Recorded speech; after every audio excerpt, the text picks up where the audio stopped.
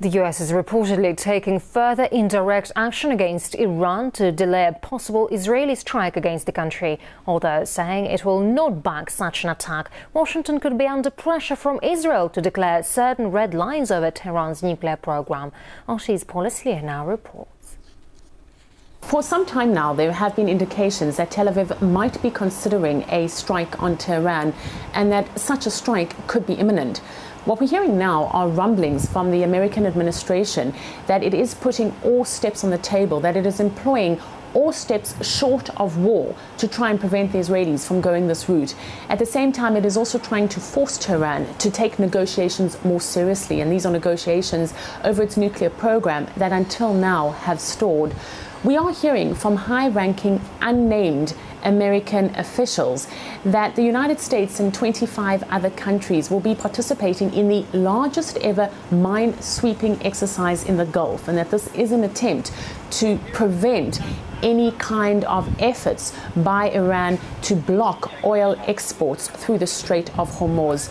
At the same time, Washington is completing a new radar system in Qatar that will combine with already existing radar systems in Turkey and in Israel, and that together these will form a broad arc of anti-missile coverage. Now, these developments are out in the public, but they do come on the back of rumors that are going on in private, and that is that Israel would never consider any kind of military action on Iran unless it had American support. Whether or not this is true is impossible to say, but certainly any kind of Israeli action would result in a full-scale regional conflict. And at the same time, the United States, by publicly not supporting a war, is certainly trying to ensure itself against any kind of future Israeli action. Paul Eslier, RT, Tel Aviv. And Stephen Zunes, Professor of Politics and International Studies at the University of San Francisco, thinks war with Iran will devastate both sides.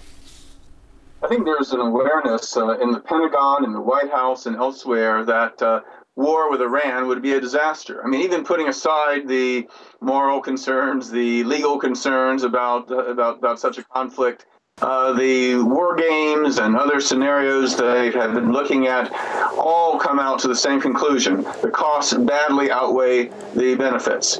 And so the United States, as concerned as they are about about Iran's nuclear program, want to do whatever they can to avoid war. The Israeli General Staff, the top generals, they've done similar calculations that the Pentagon has, and recognize that it really would be a non-starter, that it would be a disaster for Israel. Hezbollah would unleash, thousands of rockets into Israel. Iran itself has a non-nuclear arsenal of missiles that could do a lot of damage, and certainly on balance, Israel could do more harm to Iran than Iran could be to Israel. It certainly would not set back their nuclear program to any substantial degree. In fact, if anything, it would give the Iranians a motivation to actually branch off from what's, as far as we know, so far as a civilian program into actually developing nuclear weapons.